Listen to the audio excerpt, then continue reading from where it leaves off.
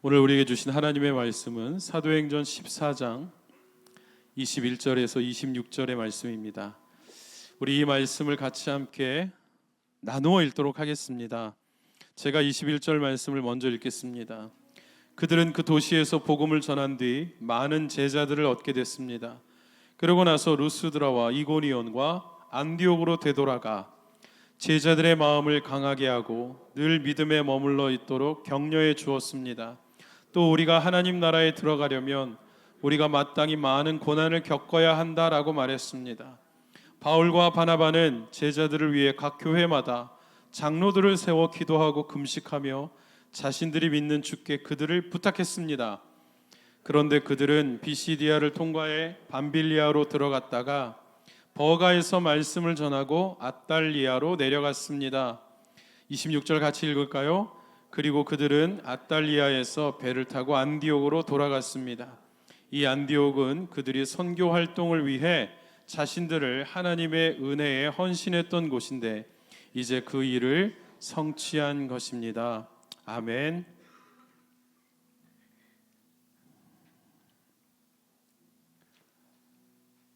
오늘 우리 교회는 사도행전 말씀을 계속 공부하고 있습니다. 오늘 사도행전 23번째 시간인데요.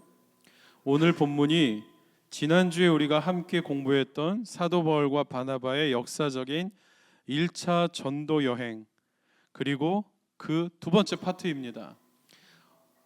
오늘도 그 상황 가운데 있었던 여러 가지 의미와 그것을 통해 우리에게 주시는 메시지를 계속 공부하는 저와 여러분이 되시면 좋겠습니다. 오늘도 공부를 위해서요, 저는 이제 말씀 듣는 것을 공부한다고 생각을 하는데 여러 장의 슬라이드를 함께 볼 예정입니다. 혹시 성도 여러분 가운데 슬라이드가 저희 화면이 너무 작아서 잘 안 보이시는 분들이 계시다면 잘 보이시는 쪽으로 조절해 주시고요, 혹은 유튜브 중계 화면으로 가까이에서 보실 수도 있습니다. 그렇게 공부하시면 되겠습니다. 우리가 오늘 구절은 짧게 읽었지만 이 구절을 전체는 14장 전체를 함께 공부하게 되겠습니다. 지난주에 봤던 지도를 한 번 더 봐야 될 것 같아요. 지난주에 저희가 이 지도로 바울과 바나바가 얼마나 먼 길을 돌아다녔는지를 함께 공부했습니다. 오른쪽 아래에 있는 안디옥이라는 곳에서 성령이 부르셔서 실루기아를 지나 배를 타고 키프로스 섬으로 갔고요.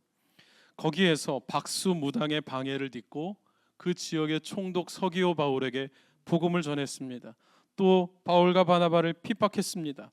그리고 그들은 다 위쪽으로 올라가 지도에 보이는 비시디아 안디옥에서 그 아래 145km나 떨어진 이고니온을 지나 루스드와 더베를 지나서 그리고 안디옥으로 다시 돌아오는 게 1차 전도 여행의 완성이었습니다. 지난주까지는 우리가 비시디아 안디옥까지 있었던 일을 공부했고, 오늘 14장이 비시디아 안디옥에서 도망친 복음의 방해를 피해 다른 지역으로 간 이고니온부터 안디옥까지가 오늘 파트 2입니다.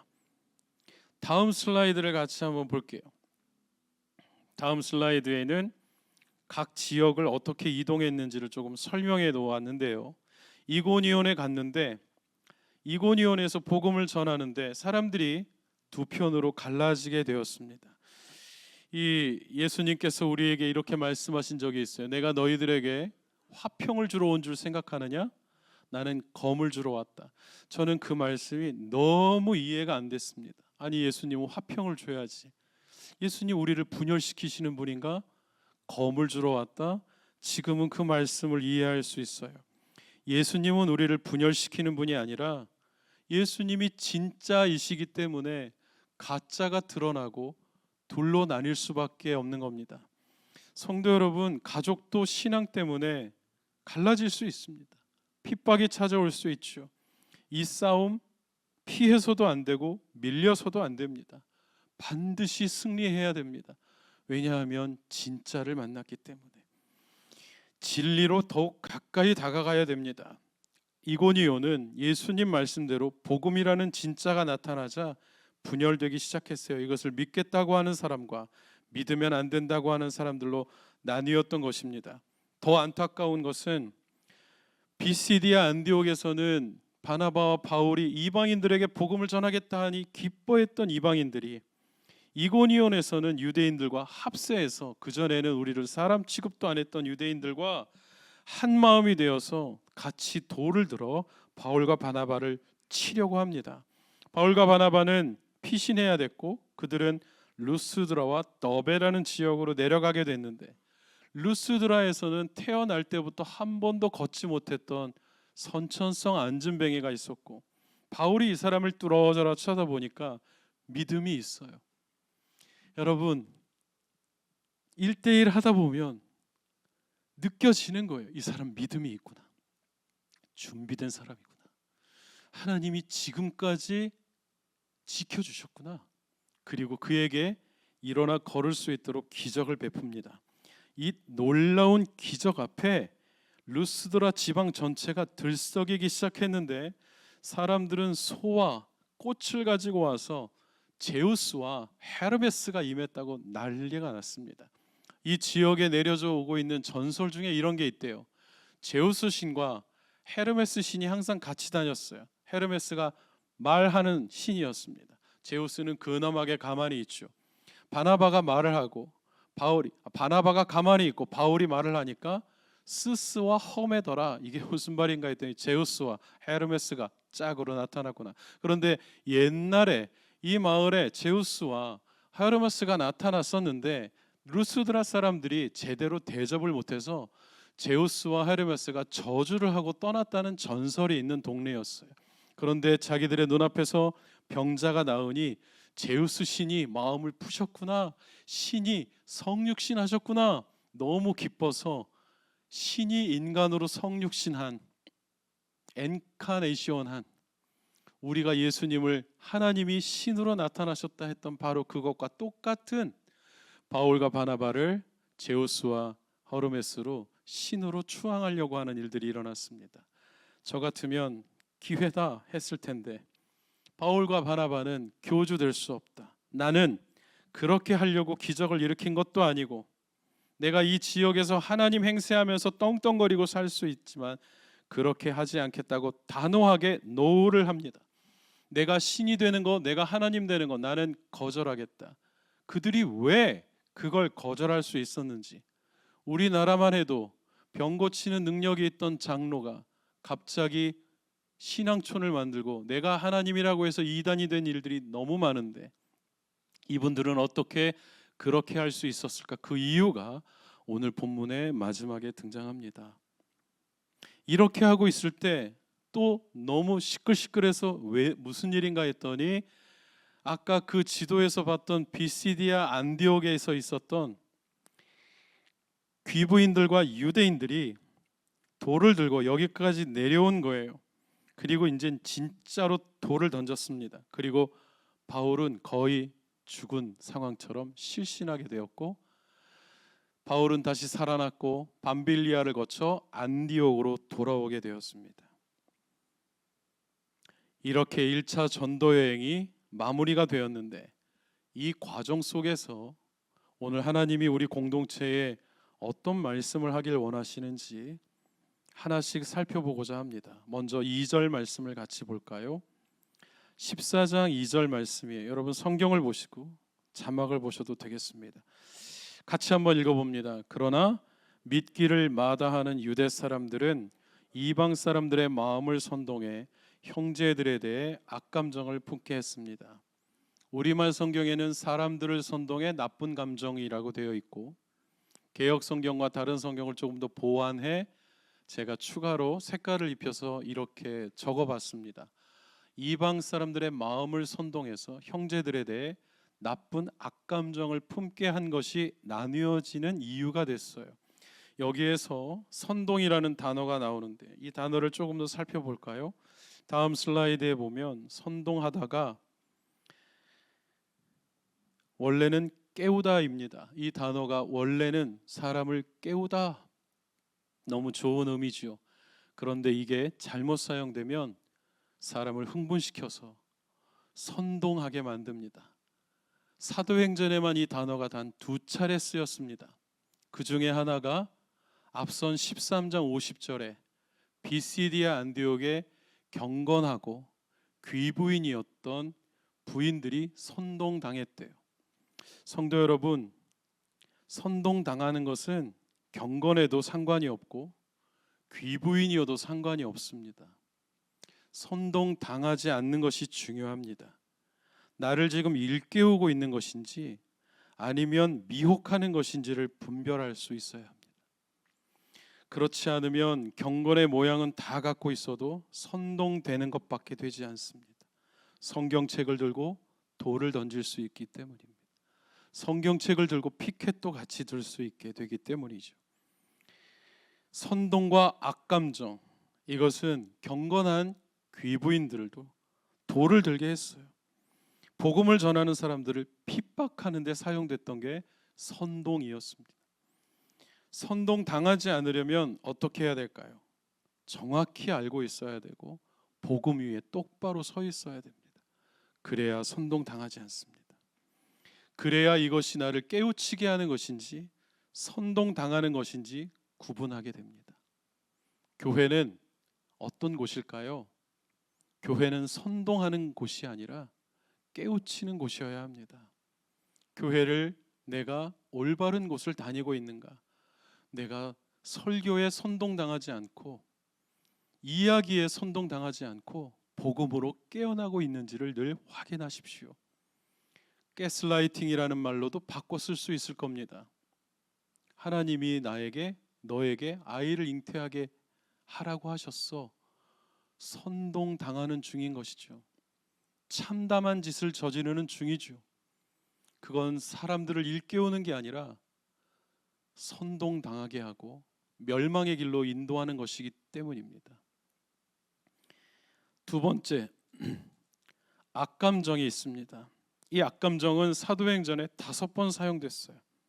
그런데 가장 강력하게 사용됐던 용례가 헤롯이 요한의 형 야고보를 예수님의 제자들 중에 처음으로 목을 자를 때 박해하려 하였다, 해하려 하였다, 이 단어가 악감정을 가졌다와 똑같은 단어였습니다. 번역이 한글이 다르게 표현됐을 뿐이에요.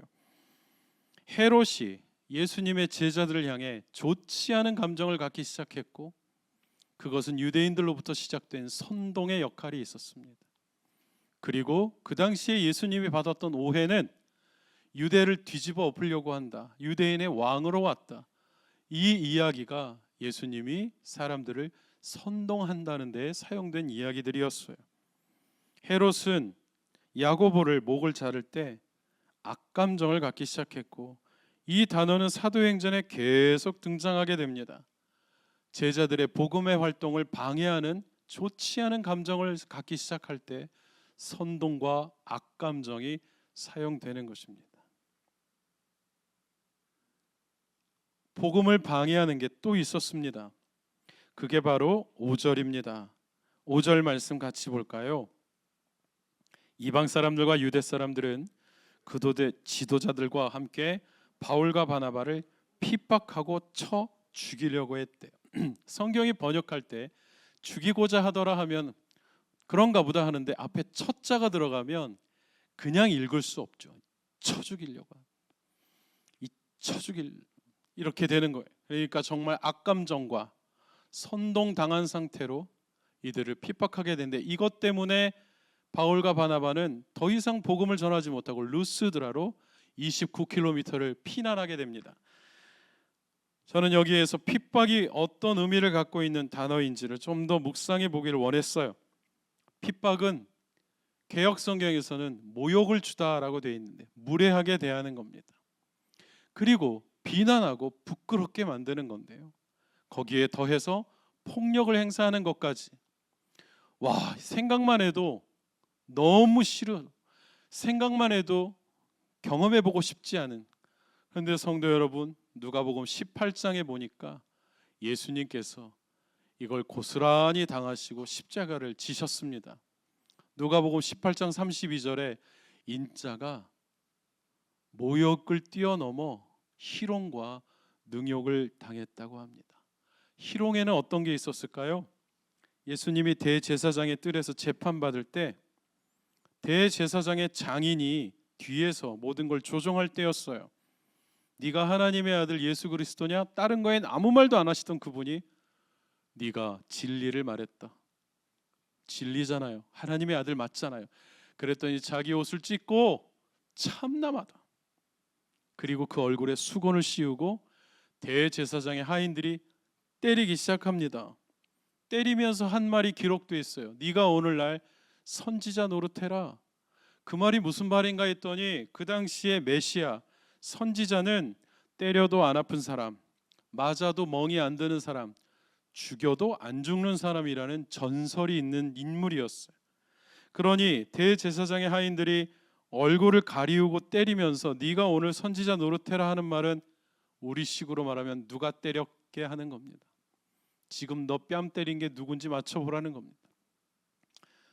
눈을 뜬 상태로 교통사고가 나면 처음엔 안 아프다 그래요.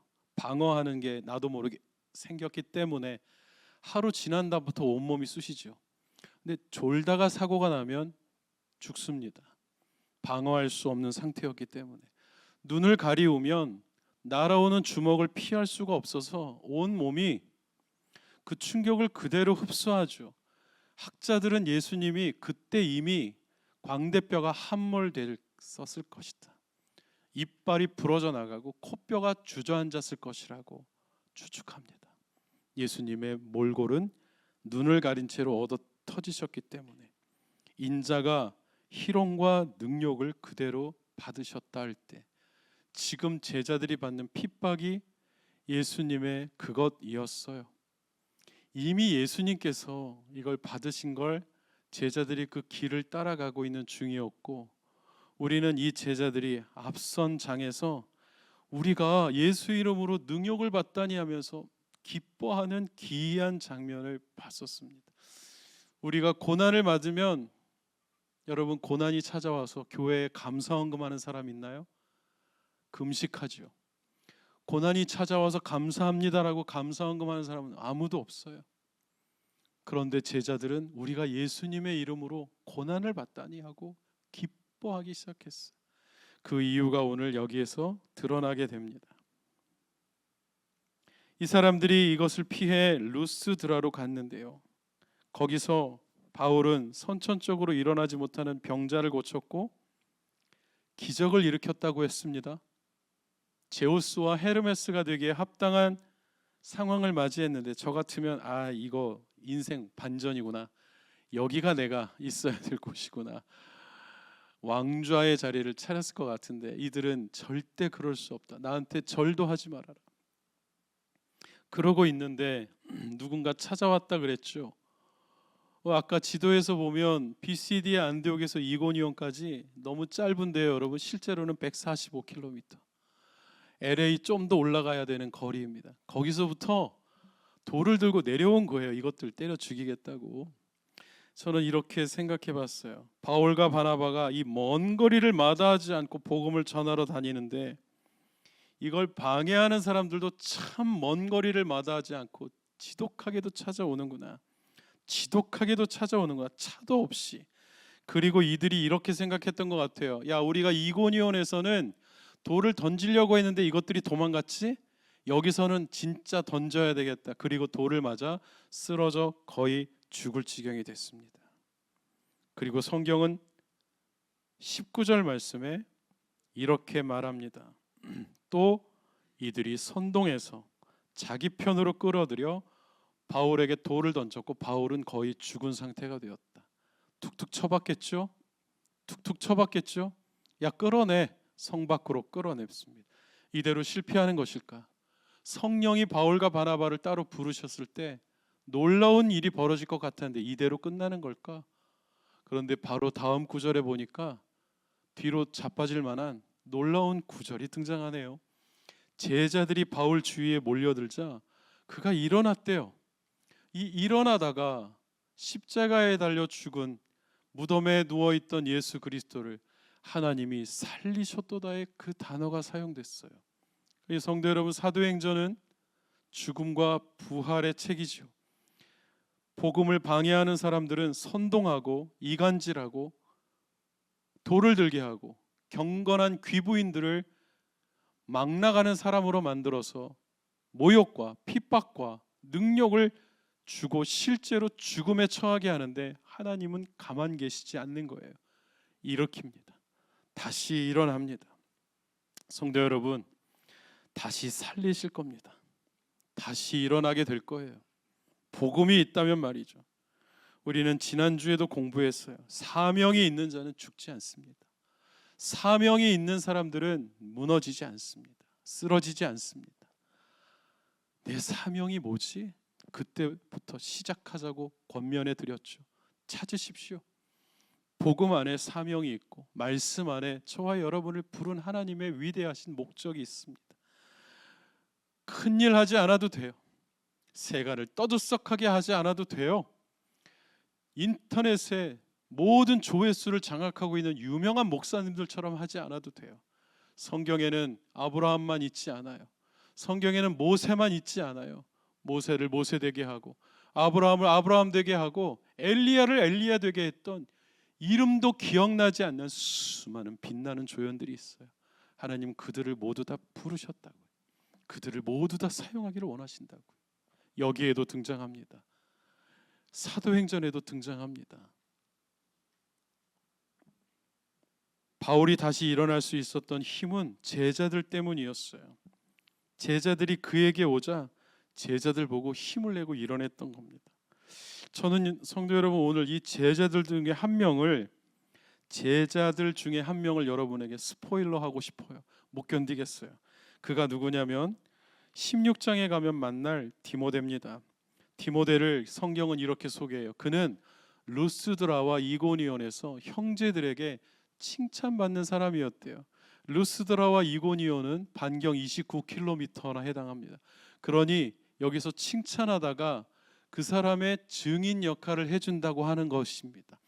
법적 증언할 때 내가 증인하겠습니다. 이 되게 중요했거든요. 유대 사회에서는 두세 사람이 내 이름으로 모인 곳에 내가 함께하겠다 할 때 그 두세 사람은 혼자 재판받는 사람 옆에서 제가 이 사람 거기 있는 거 봤습니다. 증언하는 사람들이에요. 힘 있는 역할이에요. 그런데 루스드라와 이고니온에는 내가 디모데를 위해서 증언할게 하는 사람들이 넘쳐났던 거예요. 디모데는 그런 사람이었어요. 티모데오스, 하나님께 사랑받는 이 디모데, 얼마나 놀라운 역할을 하게 되는지 우리는 이날 이후로부터 디모데의 놀라운 사역의 흔적을 계속 경험하게 됩니다. 디모데후서, 디모데전서, 디모데야. 더 놀라운 건 디모데는 유대인이 아니었어요. 헬라인 이방인이었습니다. 말하자면 우리 교회에 멕시코 형제 한 명이 디모데처럼 사역자가 되는 것 같은 시간, 어색하죠. 그런데 놀라운 일이 일어나고 있는 거예요.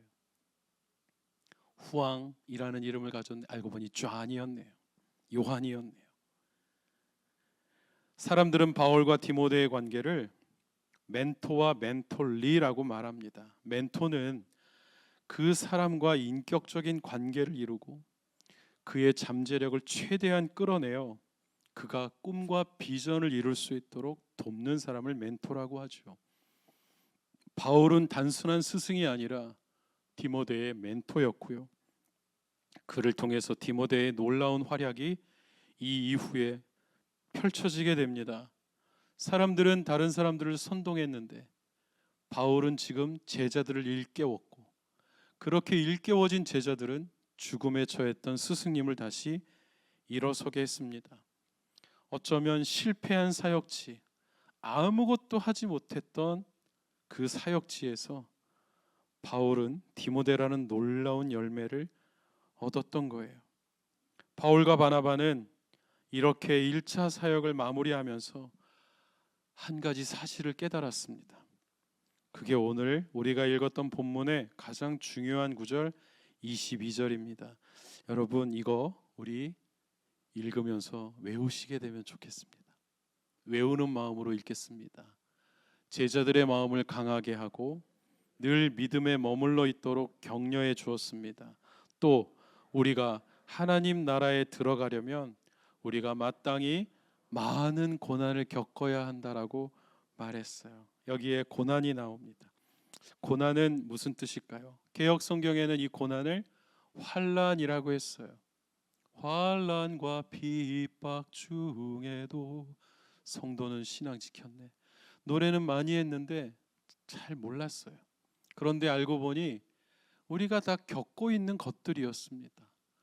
잔혹한 육체적 폭력, 병을 얻거나 두드려 맞거나 우리는 이걸 고난, 핍박, 환난이라고 생각하죠. 그로 인한 고통,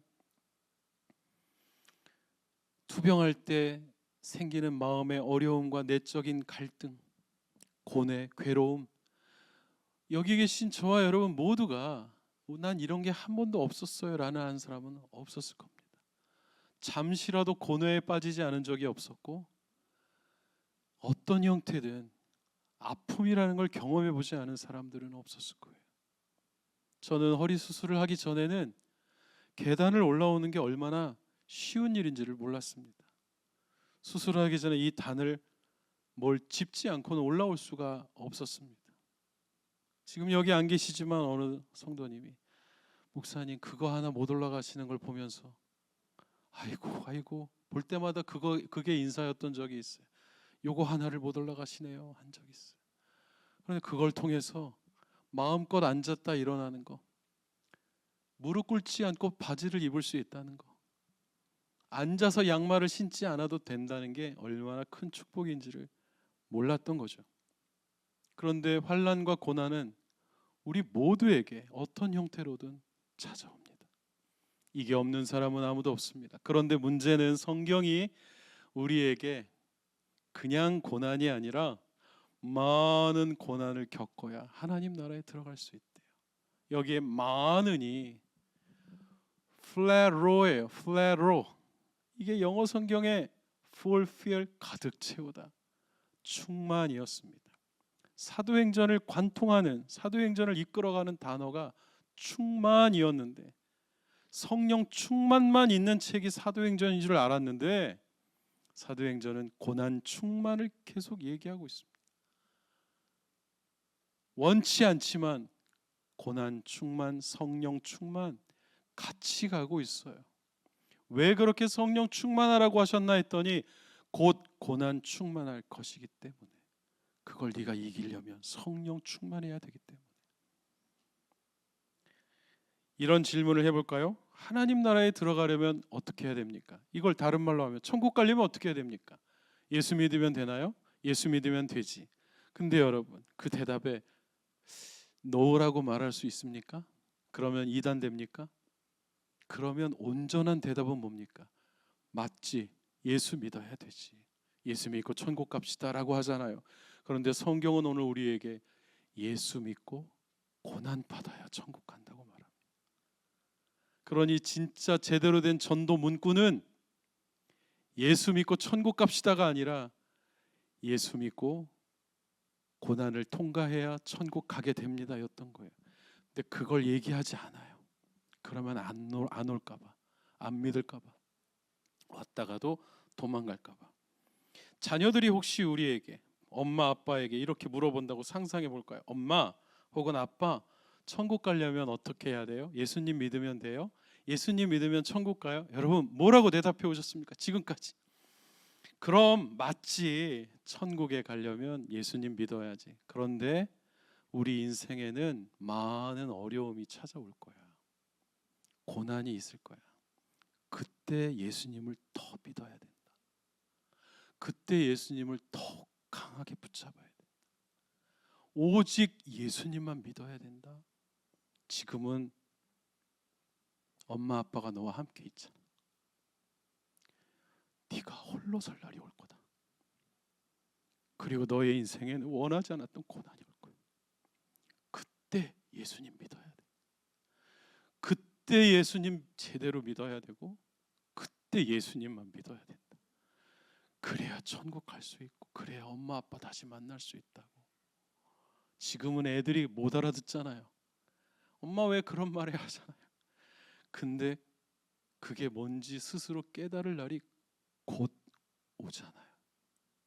지금은 여러분 손에 이끌려 차에 타자마자 자면서 예배 오는 우리 아이들이 눈 감았다 떴더니 다른 주에 가서 공부하고 있는 날이 곧 올 거거든요. 그때 도와줄 수 없어요. 그때 도와줄 수 없습니다. 엄마 나랑 얘기하는 거 싫다고, 나 엄마랑 얘기하는 거 싫다고 뛰쳐나가고, 저게 사춘기인가 귀신인가 마귀인가 외계인인가 하는 시간이 찾아오는데 도와줄 수 없어요. 예수님이 필요합니다. 예수님 믿어야 돼요. 여러분, 한국교회가 예수천당 불신지옥으로 사회를 변혁시켰는데 빠진 게 있어요. 예수 플러스 고난이 천당이었던 거예요. 그런데 그 고난은 내가 잘못해서 자초해서 받는 벌은 아니었던 거예요. 복음 때문에 받는 벌이었어야 돼요. 복음은 다른 게 아니라 진리입니다. 거짓과 타협하지 아니하고 선동당하지 아니하고 경건한 모습으로 돌을 든지 않고 복음 앞에 온전히 서 있을 때 손해 보게 되고 핍박받게 되고 그것 때문에 곤란해진다면 천국 가시는 중인 거예요. 포기하지 마십시오. 다른 데 가지 마십시오. 예수님도 산상수훈에서 말씀하셨어요. 의를 위하여 핍박받고 고난받는 자들은 천국이 너희 것이라. 그러니 여러분, 기독교를 오해해서는 안 됩니다. 예수 믿으면 만사형통한데, 그래서 와서 주식 가지고 기도하면 만사형통합니까? Everything's gonna be alright 하니까 정말 만사형통하던가요? 아니잖아요. 선교사님들이 왜 암수술해야 되고 게다가 눈까지 멀어가야 되고 무릎이 아픈 줄 알고 검사했는데 간이 다 통째로 썩은 줄을, 술 담배도 안 하시는 분인데 왜 그런 걸 겪어야 돼요? 그게 더 심한 곳으로 알면서도 가신 거예요. 선교사님 파송하는데 교회에서 아무 어려움이 없게 해주시고 어떠한 힘든 일도 없게 해주시고, 그랬더니 선교사님이 장로님 어려운데 알아요. 어려운 줄 알고 그래서 가는 겁니다. 어려움이 없게 해달라고 기도하면 안 되고 제가 그걸 견딜 수 있게 해달라고 기도해 주셔야죠. 제가 도망가지 않게 해달라고 기도해 주셔야죠.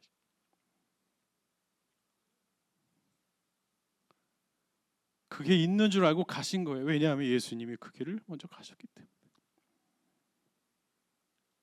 죄송합니다. 제가 갱년기인 것 같아요. 네. 근데 말씀 전하다가 울컥하면 그렇게 할래요. 네. 뭐 어떡하겠어요. 주님의 말씀으로 저를 먼저 계속 찔러주고 계시는데 그렇게 할게요. 오늘 말씀을 이제 마칠게요. 바울과 바나바는 스스로 이렇게 평가했어요. 우리가 천국 가려면 많은 고난을 겪어야 될 것 같아. 바울과 바나바는 자기들을 그렇게 평가했는데 성경은 이 사람들의 이 고생의 첫 번째 1차 전도의 이 먼 길을 어떻게 정리했을까요? 그게 오늘 26절이에요, 성도 여러분. 26절에 이렇게 기록되어 있습니다. 같이 읽어주십시오. 그리고 그들은 아탈리아에서, 이탈리아입니다, 배를 타고 안디옥으로 돌아갔어요. 이 안디옥은 그들이 선교 활동을 위해 자신들을 하나님의 은혜에 헌신했던 곳인데 이제 그 일을 성취했대요. 여러분, 여기 성취가 충만이에요. 그러니까 사도행전 2장에 성령 충만하고 그 뒤부터는 고난 충만해서 이게 무슨 고생길이야. 예수 믿고 왜 병 걸리고, 예수 믿고 망하고, 예수 믿고 잡 루즈 되고, 이게 도대체 뭐지 하면서 왔는데 성경은 어느 날 네가 하나님의 은혜에 감사해서 헌신했고 그 헌신의 열매로 가득 채웠구나. 우리가 만신창이가 돼서 주님 앞에 섰는데 긴 여정 속에 매 맞고 죽을 뻔하고 돌에 맞고 쓰러지고 모욕과 수치를 경험한 시간이 대부분이었는데 사람들이 야 힘들면 그만해라고 말해줘도 떳떳할 수밖에 없는 그런 상황을, 혹은 신으로 추앙받아 호강하며 살아도 되는 그런 능력도 베푸는 그런 시간을 보냈는데 이거 다 거절하고 얻은 게 돌에 맞아서 상처나고 두개골 깨진 흔적 가지고 다시 안디옥에 만신창이가 돼서 돌아왔는데 성경은 너희들이 하나님의 은혜에 헌신한 그 영광을 가득 채웠네라고 말씀하시고 있어요. 여러분, 여기가 안디옥은 아닐지 모르잖아요. 근데 어쨌거나 우리도 신앙생활 그렇게 하잖아요. BCD의 안디옥도 갔다가 루스드라도 갔다가 이고니온도 가고, 그렇게 이민 생활하면 그럴 수 있잖아요. 교회만 한 4-5개씩 그럴 수 있는데 내가 이게 뭐 하는 거지?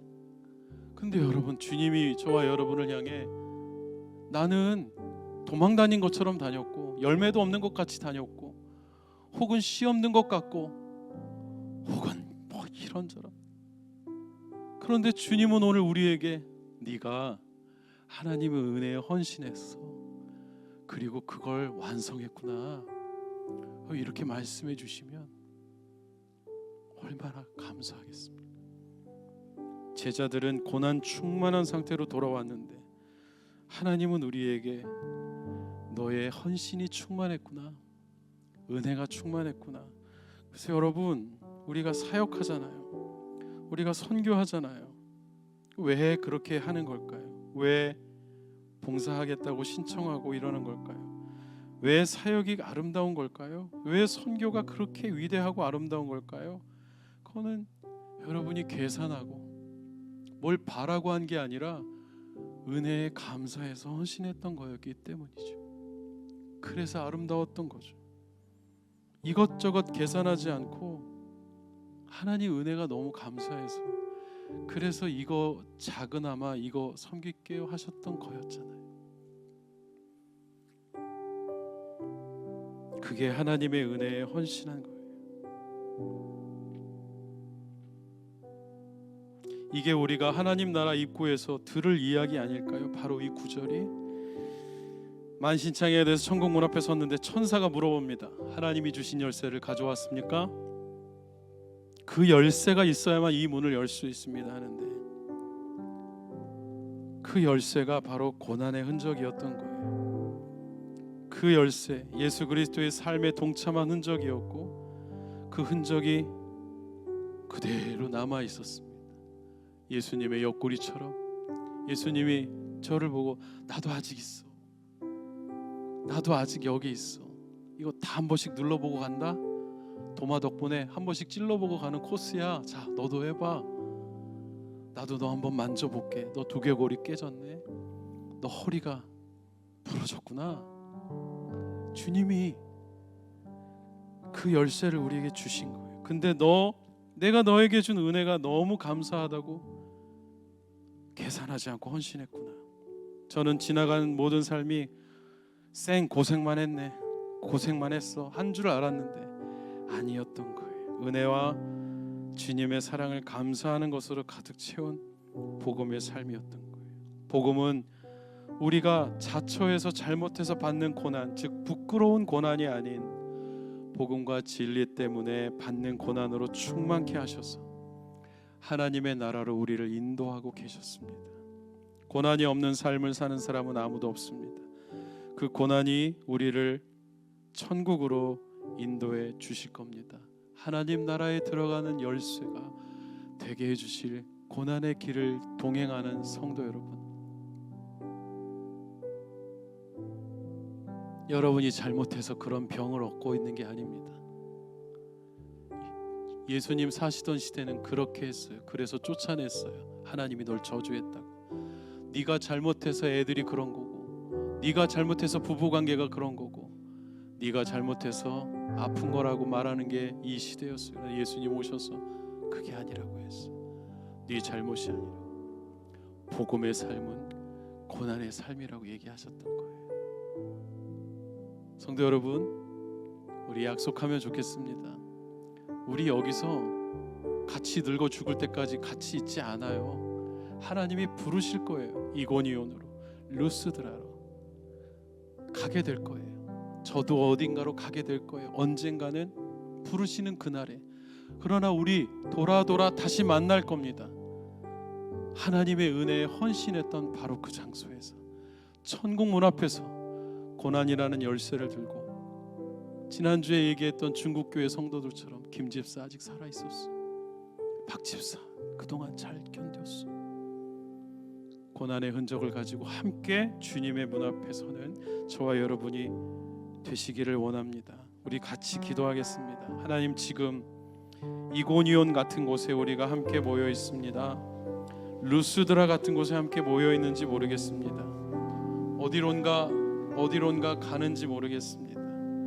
어디에 있는지도 모르겠습니다. 그러나 주님, 이곳이 영원히 머물 곳이 아니라 하나님의 은혜에 헌신한 곳으로 돌아가는 곳이 되게 하여 주옵소서.